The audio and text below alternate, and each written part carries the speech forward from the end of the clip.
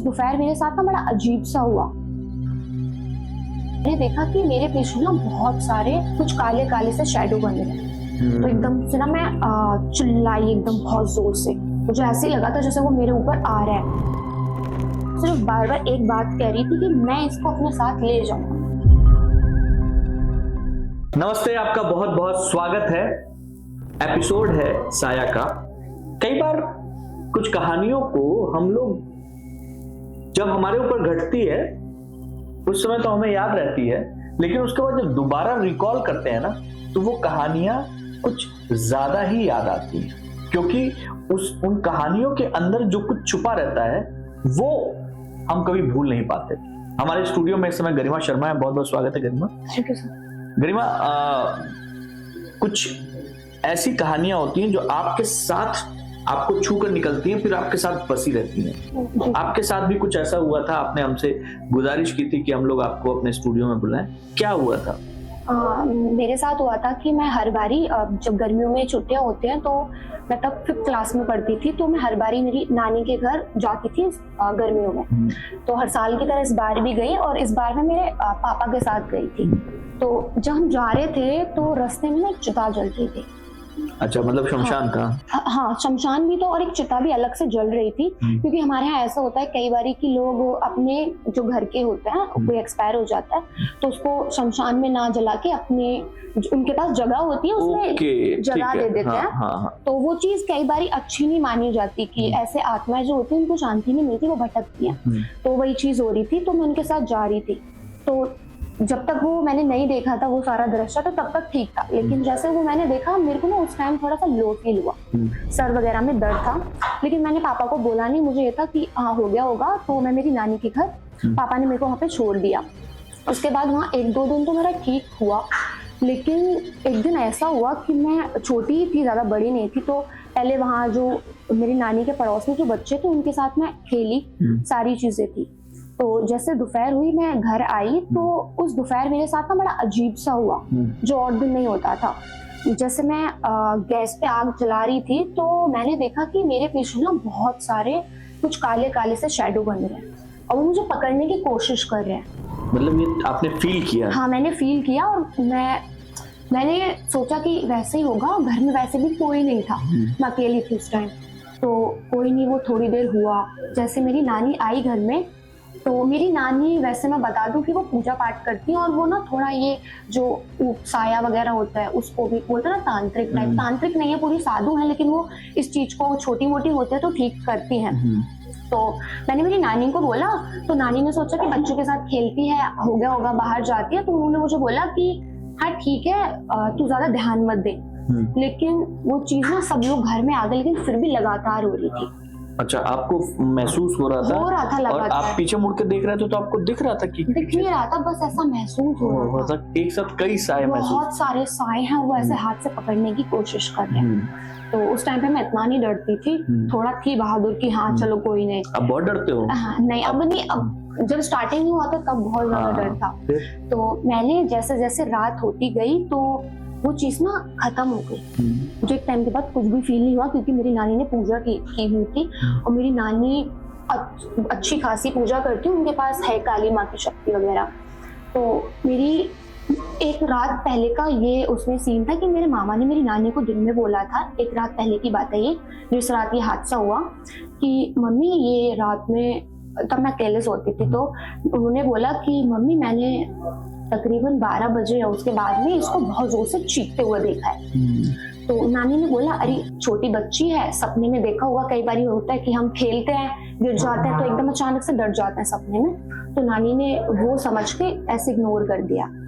तो नानी ने कहा कि तू ना अपने पास बाग रख ले।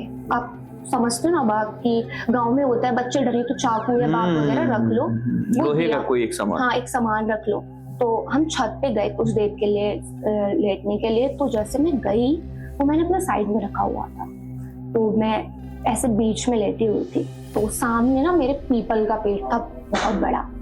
तो जैसे मैं लेटी तो मैं ऐसे ऐसे देख रही थी आसमान में, मेरी एकदम से नजर उस पीपल पे पड़ी।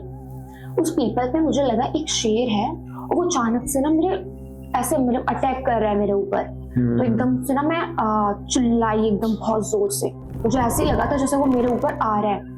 तो फिर मेरी नानी ने बोला कि लगता है कुछ चीज है जो ठीक नहीं है। तो उस टाइम ना उठ के बैठ गई, उन्होंने मुझे बिठाया। तो उन्होंने मुझे आमने सामने बिठाया, उन्होंने कुछ तो करा, वो चीज एकदम से सामने आ गई।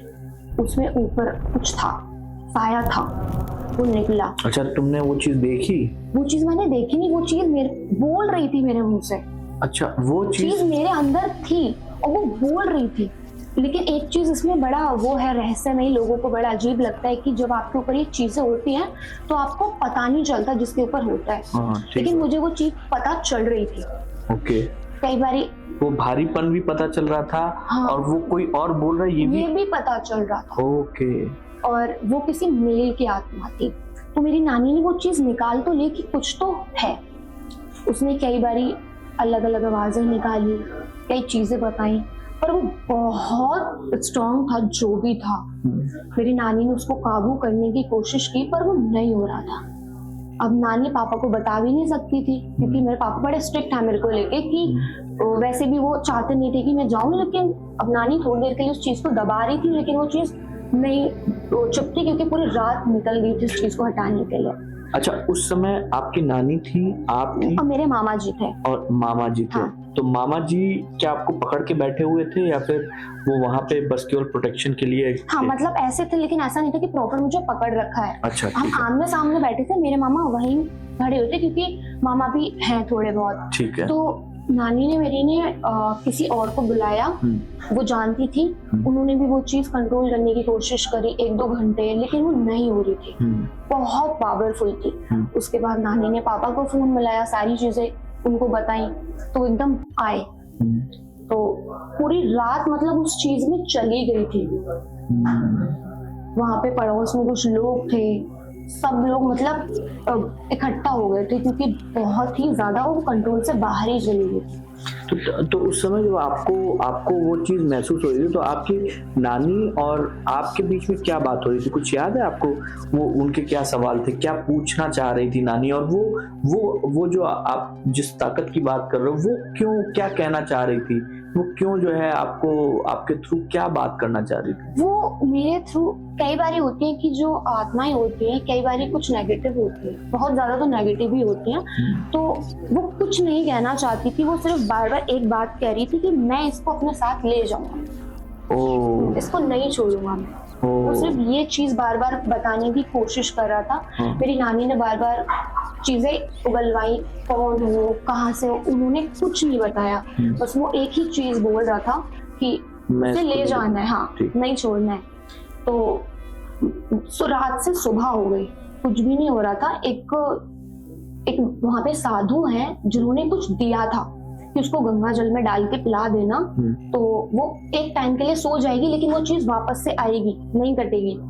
तो वो चीज पिलाई। मेरे पापा गए थे, आए थे, उसके बाद साथ में गए, किसी कोई पड़ोस का कोई था, उनको लेके गया।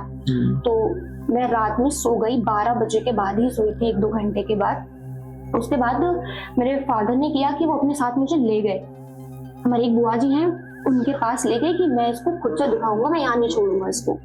अच्छा, हाँ, मेरे पापा अपना काम कर रहे थे, तो मेरी बुआ जी के साथ ही मैं बैठी थी, वो चीज फिर से आ गई। ये दूसरे दिन की बात है? हाँ, ये मॉर्निंग की बात है। अच्छा, और जो मैंने आपको बताया वो नाइट में हुआ था। ठीक है। तो वो चीज फिर से आ गई। तो उसके बाद मेरे पापा ने मेरी नानी को कॉल किया। तो उन्होंने किसी से कांटेक्ट किया था, वो तांत्रिक थे।